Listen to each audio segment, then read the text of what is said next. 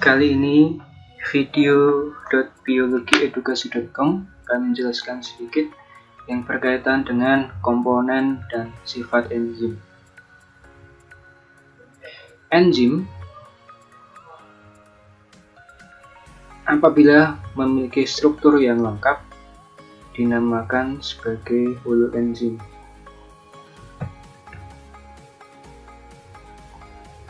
Jadi ketika enzim ini secara keseluruhan dia dinamakan sebagai holoenzim. Nah, holoenzim sendiri dia nanti memiliki dua bagian penting. Dia terbagi menjadi dua bagian penting yang dinamakan sebagai apoenzim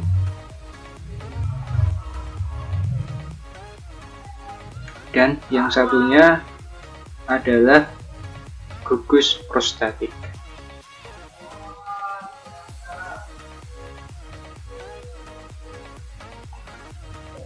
Apa bedanya?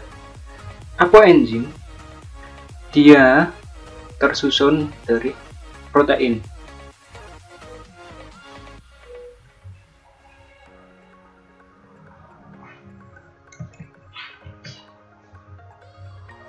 Jadi apoenzim ini dia memiliki susunan yang berprotein, lebih tepatnya yang berkaitan dengan asam amino.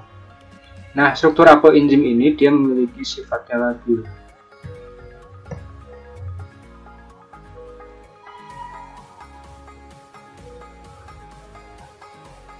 Jadi, biasanya dia rentan terhadap suhu, pH, atau tingkat keasaman. Sedangkan yang satunya dinamakan sebagai gugus prostatik atau gugus yang bukan terdiri dari protein. Jadi pada gugus prostatik ini dia bukan protein atau gugus yang terdiri dari bukan protein.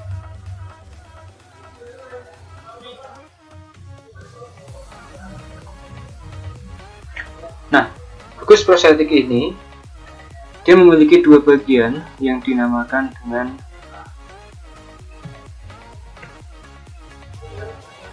kofaktor dan yang satunya dinamakan dengan koenzim.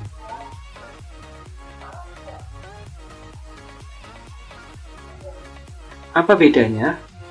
Kalau kofaktor itu dia molekulnya berupa anorganik, sedangkan koenzim ini dia berupa organik. Tapi organiknya selain protein.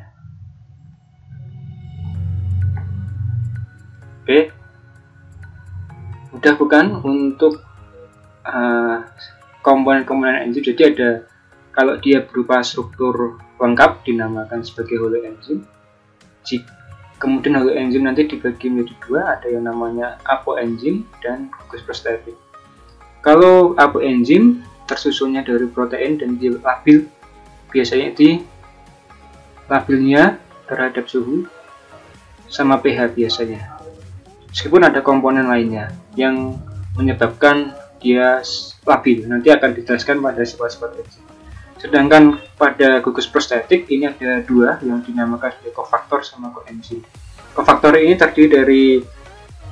terbentuk dari anorganik. Kalau kita jabarkan lebih rinci, misalnya Fe, ada anorganik ini Fe, kemudian ada tembaga, ada Mn, ada Fe, ada Mn, kemudian ada zinc, tembaga, dan sebagainya. Sedangkan kalau koenzim ini dia organik, tapi dia bukan berupa protein. Contohnya di sini adalah timin misalnya.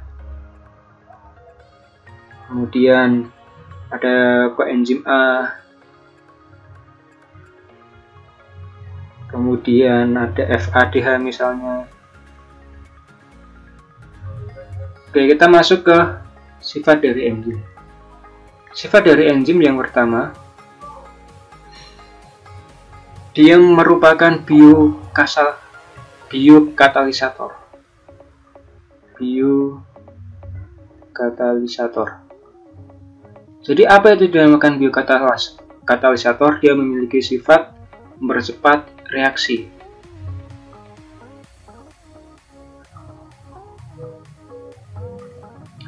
Namun tidak ikut bereaksi.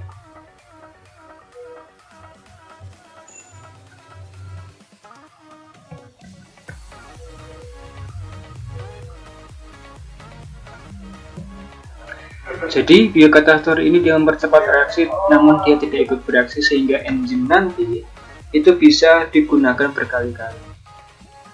Yang kedua, bekerja sangat spesifik.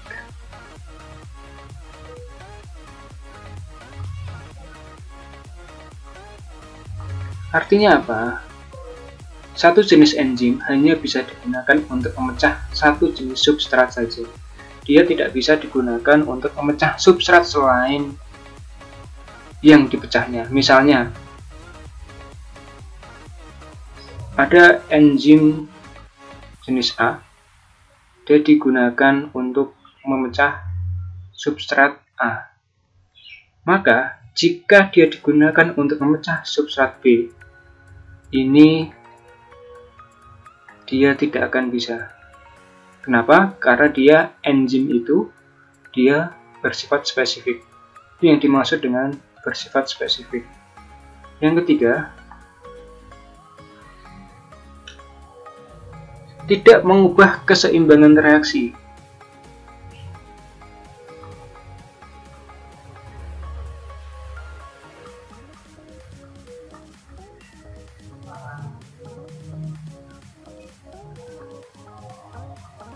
Karena kenapa tidak mengubah keseimbangan reaksi?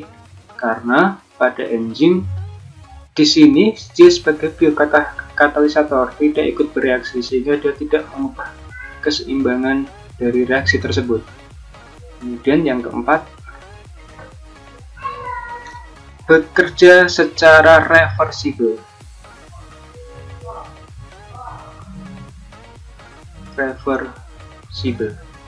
Jadi dia bolak-balik. Kalau reversibel itu dia bolak-balik. Artinya dia bisa memecah substrat dan membentuk substrat dengan menggunakan satu jenis enzim saja. Kemudian kerja enzim dipengaruhi oleh lingkungan.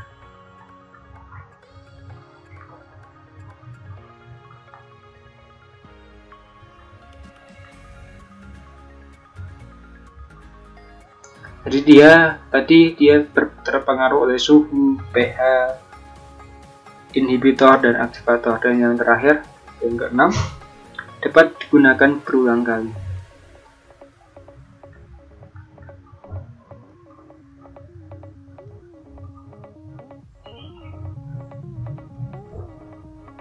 Kenapa bisa digunakan berulang kali? Karena pada enzim dia tidak ikut bereaksi, sehingga dia dapat digunakan berulang kali karena selama dia tidak mengalami kerusakan yang diakibatkan oleh pengaruh lingkungan ini. Demikian yang berkaitan dengan komponen dan sifat enzim. Semoga membantu.